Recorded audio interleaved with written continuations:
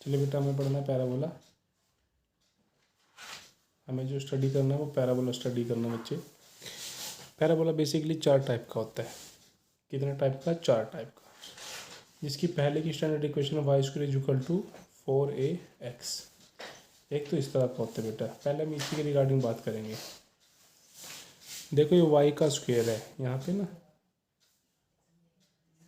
दिख रहा है बेटा कि ये y का स्क्वायर है, यहाँ पे ना y स्क्वायर। ये y स्क्वायर इसी को दर्शाता है कि ये x एक्सिस पे बनेगा। मगर बात वही कि x एक्सिस पे इस तरफ बनेगा या x एक्सिस पे इस तरफ बनेगा, क्योंकि देखिए ये पूरा x एक्सिस है। अब हमें समझ नहीं आ रहा कि ये इस तरफ बनेगा या इस तरफ बनेगा। तो हमें इस चीज़ का ध्यान रखना बेटा कि जो y square is equal to 4ax जो है ना, ये 4ax है बेटा, ये पॉजिटिव का है, इसीलिए इस तरफ बनेगा, ये इस तरीके की तरफ। समझ में आया? यानी कि अगर ये y square is equal to minus का 4ax होता बेटा, माइनस का 4ax,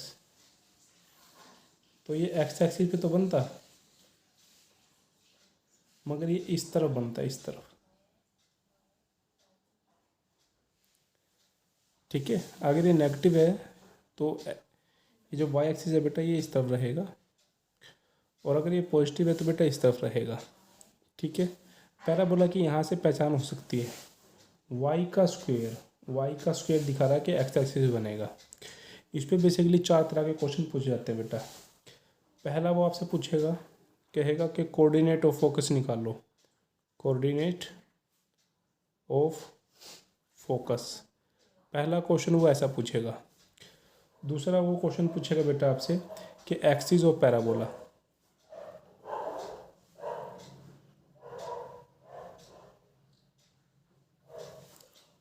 तीसरा क्वेश्चन बेटा इस पे जो पूछा जाता है वो होता है equation of directrix, equation of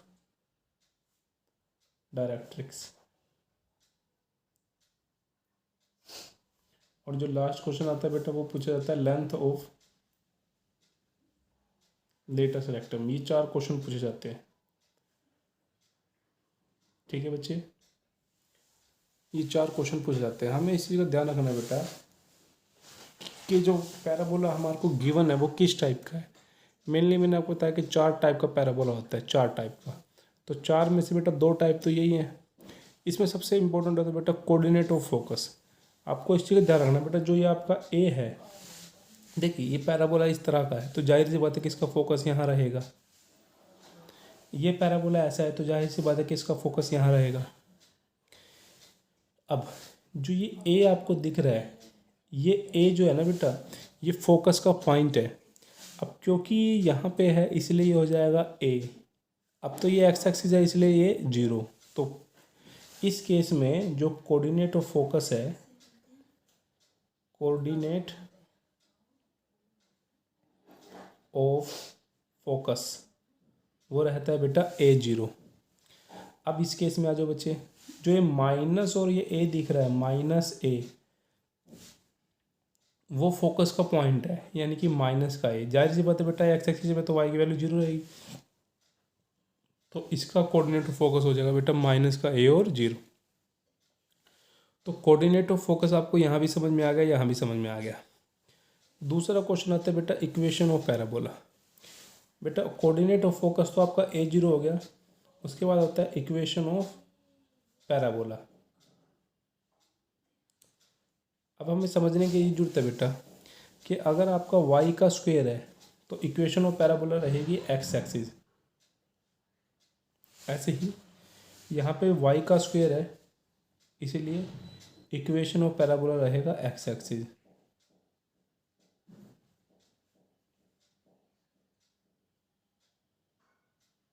ठीक है बच्चे।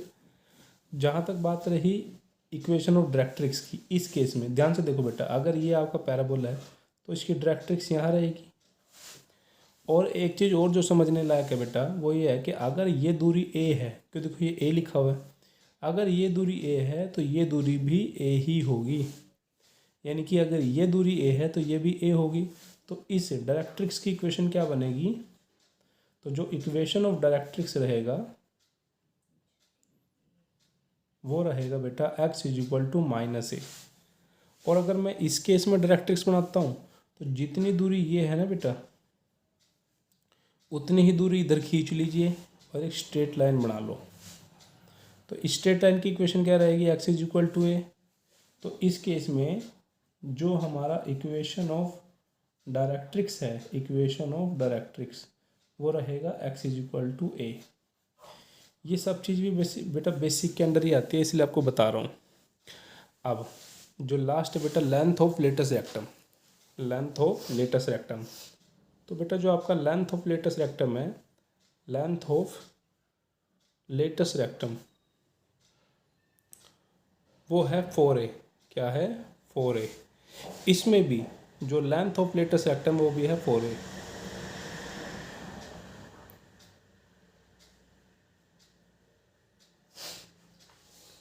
वो दोनों केस में बेटा 4a ही रहता है। इस केस में भी 4a रहेगा, इस केस में 4a रहेगा। मैंने आपको जहाँ तक बताया कि बेटा कि 4 तरह के पैराबोलाज होते हैं, उसमें से 2 तरीके का मैंने आपको बता दिया बेटा। जो बाकी 2 है वो बताता हूँ।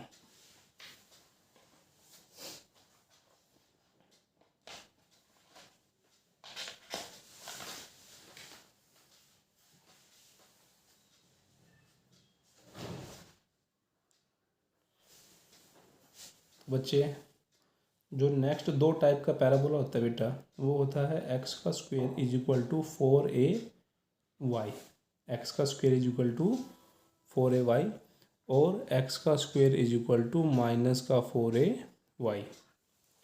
ठीक है बच्चे, ये भी 2 टाइप का पैराबोला होता है बेटा। ये 4 टाइप के ही पैराबोला होते हैं जो आपके ओरिजिन से पास होते हैं। अगर मैं इसका ग्राफ बनाता हूँ ना, तो मामला वैसे ही साफ हो जाएगा। देखिए आपका एक्स एक्सिस है, ये वाई एक्सिस है, इधर भी ऐसे कीजिए। ये आपका एक्स एक्सिस है, ये आपका वाई एक्सिस है। ठीक है बच्चे, देखिए साफ साफ दिख रहा है एक्स का स्क्वायर है। अगर एक्स का स्क्वायर होता है बेटा तो ये वाई पे बनेगा। अब मुद्दा वही कि वाई में ऊपर की तरफ बनेगा या नीचे की तरफ। देखो ये पॉजिटिव है, पॉजिटिव है तो ऊपर की तरफ, कुछ इस तरीके से। और ये नेगेटिव है, नेगेटिव है तो नीचे की तरफ, कुछ इस तरीके से। समझ में आया बेटा? इसका फोकस यहाँ रहेगा और इसका फोकस यहाँ रहेगा। अब ये वाई एक्सिस पे है तो इस पे एक्स की वैल्यू तो 0 रहने वाली है, और ये भी वाई एक्सिस पे है बेटा, इसलिए एक्स की वैल्यू 0 रहने वाली है। अब फोकस क्या है, ए, क्योंकि ये ए जो होता है ना बेटा, यही आपका फोकस होता है, तो ये हो गया ए। अब यहाँ पे भी बेटा ए है मगर नेगेटिव का ए है, तो इधर फोकस रहेगा नेगेटिव का ए। समझ गए बच्चे? इसकी डायरेक्ट्रिक्स अगर बनाऊंगा बेटा तो ऐसे बनानी पड़ेगी, जितनी ये उतनी ही ये। अब इसकी डायरेक्ट्रिक्स कैसे रहेगी बेटा, y is equal to minus a. तो जो इक्वेशन ऑफ डायरेक्ट्रिक्स है वो रहेगी y is equal to minus a इस केस के लिए। और जो कोऑर्डिनेट ऑफ फोकस है, कोऑर्डिनेट ऑफ फोकस, वो रहेगा बेटा आपका 0a। और अगर मैं इक्वेशन ऑफ पैराबोला की बात करता हूँ, इक्वेशन ऑफ पैराबोला, अगर इक्वेशन ऑफ पैराबोला की बात करता हूँ तो बेटा देखो साफ साफ दिख रहा है कि एक्स का स्क्वायर है, इसलिए इसकी इक्वेशन ऑफ पैराबोला रहेगी बेटा वाई एक्सिस। ठीक है, और जो लेटेस्ट रेक्टम की लेंथ है वो सेम है 4a, तो लेंथ ऑफ लेटेस्ट रेक्टम बेटा वो सेम रहेगी 4a। अगर मैं इस केस की बात करता हूँ बेटा, तो इसमें डायरेक्ट्रिक्स यहाँ बनेगी, जितनी दूरी ये होगी इतनी ही दूरी ये होगी, तो ये रहेगा y is equal to a. तो इस केस के लिए equation of directrix, equation of directrix वो रहेगी बेटा y is equal to a. Coordinate of focus वो रहेगा बेटा आपका 0 और negative a. Equation of parabola, equation of parabola नहीं, यहाँ मैंने गलत वर्ड यूज़ कर दिया बेटा। Equation of parabola I think मैंने पहले से यूज़ किया, ये इक्वेशन गलत है बेटा। यहाँ पे इक्वेशन नहीं आएगी, यहाँ पे आएगा बेटा वर्ड एक्सिस ऑफ पैराबोला। तो यहाँ पे आ जाएगा axis of parabola, axis of parabola. तो वो रहेगा बेटा आपका कौन सा, वाई एक्सिस। ठीक है, तो जो हमने यहाँ गलती करी थी उसको मैंने सुधार लिया है। इससे पीछे हमने ये किया था, हमने यहाँ पे भी गलत लिखा, इक्वेशन ऑफ पैराबोला नहीं लिखना बेटा, एक्सिस ऑफ पैराबोला लिखना है। यहाँ पे भी हमें इक्वेशन ऑफ पैराबोला नहीं लिखना, एक्सिस ऑफ पैराबोला, क्योंकि हमें ये देखना है कि जो हमारा पैराबोला है वो एक्स एक्सिस पे बन रहा है या वाई एक्सिस पे बन रहा है। बेटा बेसिकली 4 तरह के पैराबोला होते हैं, वो चारों तरह के पैराबोला मैंने आपको सिखाए।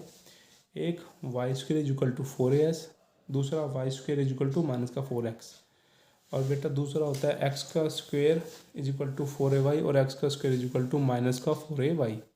इन सब चीज़ों के बारे में बेटा मैंने आपको बताया है। अब हम क्वेश्चन की तरफ बढ़ेंगे।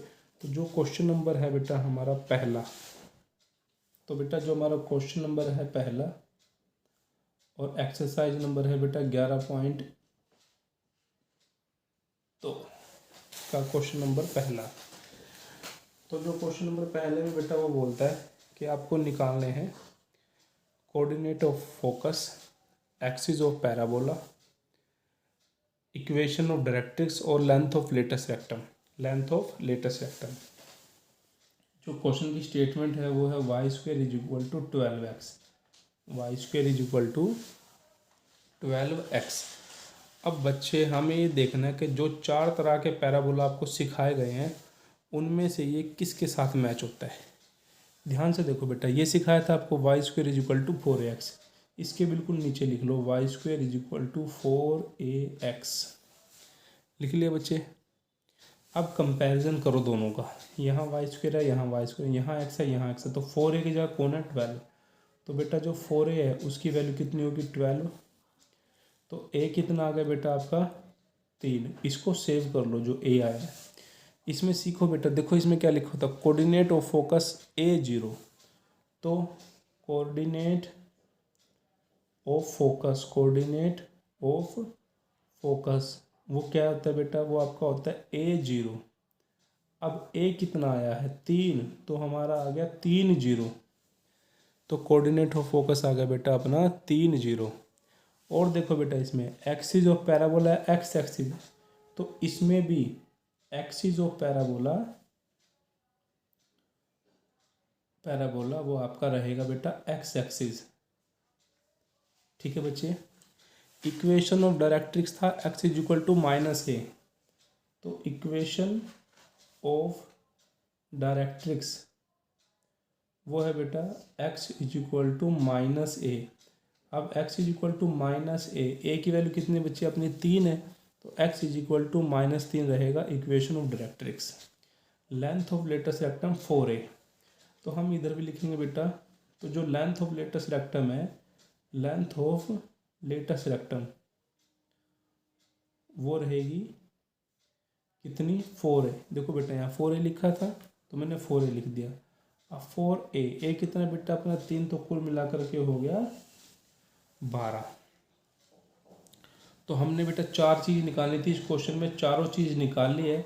अगर आप कहते हो कि इसका डायग्राम बना करके दिखाओ, उसका ग्राफ बना के दिखाओ, तो ज़्यादा घबराने की ज़रूरत नहीं है बेटा। ये वाई स्क्वायर है इसलिए एक्स एक्सिस में बनेगा, पॉजिटिव है इसलिए बेटा इस तरफ बनेगा। ठीक है बच्चे। इसका वर्टिसिस 0 0 है, वर्टिसिस इसका जो वर्टेक्स है बेटा वो अपना 0 0 है। फोकस यहाँ पे है 3 0 पे बेटा, और जो लेंथ लेटेस्ट रेक्टम की है यहाँ से लेकर के लेटेस्ट रेक्टम की लेंथ यहाँ तक वो 12 है। ठीक है बच्चे। 6 ऊपर और 6 नीचे, बस इतनी सी बात का हमें समझने के लायक थी। अगर हम लोग बेटा क्वेश्चन नंबर 2 की बात करें, क्वेश्चन नंबर 2 इसी एक्सरसाइज का क्वेश्चन नंबर 2, तो वो है बच्चे आपका एक्स का square is equal to 6y, x का square is equal to 6y। तो अब हमें ये देखना है कि बेटा ये हमारा किस से मैच करता है। आप ध्यान से देखो बेटा, एक्स का square is equal to 4ay, ये तो इससे मैच करता है। तो एक्स का square is equal to 4ay के साथ हम कंपैरिजन करेंगे। जाहिर सी बात है बेटा, जहाँ पे 4a है वहाँ पे 6 है, तो ए की वैल्यू हो जाएगी बेटा 6/4, जिसकी वैल्यू रहेगी बेटा 3/2। तो ए आ गया बेटा मेरा कितना 3/2। बेटा इक्वेशन ऑफ डायरेक्ट्रिक्स होता है y = -a। तो अगर हम लोग इक्वेशन ऑफ डायरेक्ट्रिक्स इसमें पहले निकाल लें तो इक्वेशन ऑफ डायरेक्ट्रिक्स का जो फार्मूला रहता है बच्चे वो रहता है अपना y = -a, और y = -a का मतलब बेटा a की वैल्यू है 3/2। तो y = -3/2 जो है बच्चे वो आपका रहता है इक्वेशन ऑफ डायरेक्ट्रिक्स। तो ये तो निकल गया। कोऑर्डिनेट ऑफ फोकस होता है बेटा अपना 0a। तो जो कोऑर्डिनेट ऑफ फोकस है, कोऑर्डिनेट ऑफ फोकस वो रहता है बेटा आपका 0 और a। तो 0 तो 0 है, a की वैल्यू है बेटा अपनी कितनी 3/2। तो कोऑर्डिनेट ऑफ फोकस होता है बेटा 0 3/2। समझ गए? ध्यान से देखो बेटा। अब उसके बाद देखो axis of parabola y axis है, तो वो तो यहाँ पे सेम ही रहने वाला है। तो यहाँ पे लिखो कि जो एक्सिस ऑफ पैराबोला है, एक्सिस ऑफ पैराबोला वो आपका सेम है बेटा, वो वाई एक्सिस ही रहने वाला है। तो वो हमने इसमें सेम लिख दिया। लेटस रेक्टम की लेंथ वो 4a होती है हमेशा की तरह। तो हम इधर लिख लेते हैं बेटा length of latus rectum, length of latus rectum. तो जो बेटा लेंथ ऑफ लेटस रेक्टम होता है वो हर एक में सेम रहता है और वो 4a होता है। अब 4a की वैल्यू कितनी बेटा 3/2, इससे कट जाएगा तो 6, यानी कि जो 6 है वो आपकी लेंथ ऑफ लेटस रेक्टम है बेटा इस केस के लिए। ठीक है, सारा कुछ हो गया। ग्राफ अगर चाहते हो तो कुछ भी नहीं है बेटा, ये आपका एक्स एक्सिस है, ये आपका वाई एक्सिस है। एक्स का स्क्वायर है तो वाई एक्सिस पे बनेगा, और पॉजिटिव है तो पॉजिटिव की तरफ बनेगा। ठीक है बच्चे। और आपका जो फोकस है वो है आपका 0 3/2, तो वो यहाँ रहेगा 0 3/2। और लेंथ ऑफ लेटस रेक्टम बेटा आपकी ये लेंथ ऑफ लेटस रेक्टम हो जाएगा। कुल मिलाकर के जो 6 है, 3 इस तरफ और 3 इस तरफ। उम्मीद है बेटा आपको दोनों क्वेश्चन जो है सही से समझ में आ गए होंगे। नहीं हो आए हैं तो बेटा बेसिक आपको करने की ज़रूरत है बेटा, बेसिक करो, बेसिक से ही सारी बात बनेगी। तो जो बच्चे अपना जो क्वेश्चन नंबर 3 है वो है y² = -8x। तो बेटा जो क्वेश्चन नंबर 3 है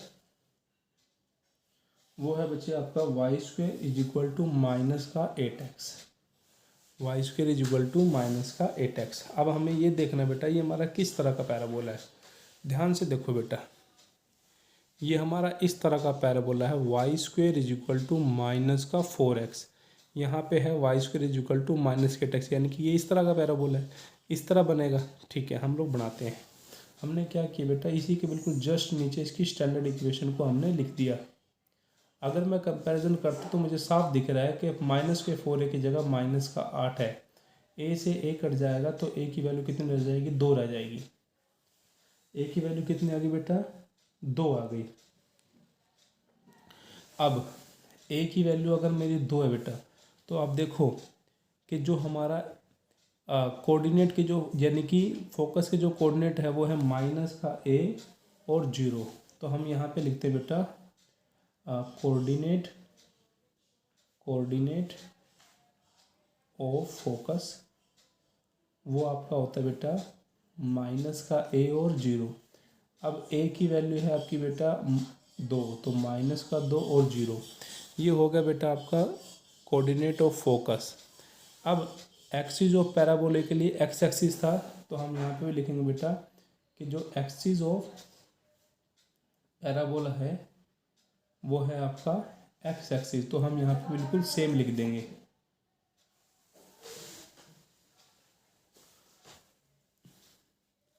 अगर हम लोग बात करते हैं बेटा इक्वेशन ऑफ डायरेक्ट्रिक्स की, इक्वेशन ऑफ डायरेक्ट्रिक्स की, तो वो अपने रहने वाली होती है बेटा, इसमें देखो साफ साफ दिख रहा है x = a।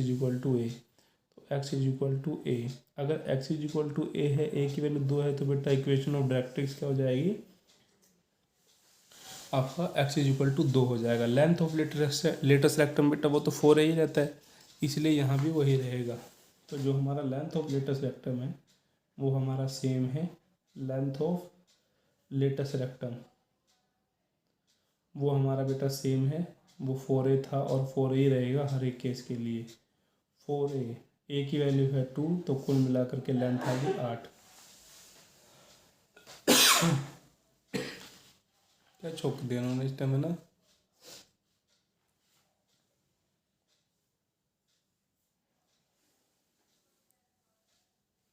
अगर बेटा मैं इसके डायग्राम की बात करूं तो इसका भी बहुत आसान है बेटा। X dash y y dash, y का स्क्वायर है इसलिए एक्स एक्सिस में बनेगा और नेगेटिव है इसलिए इस तरफ बनेगा।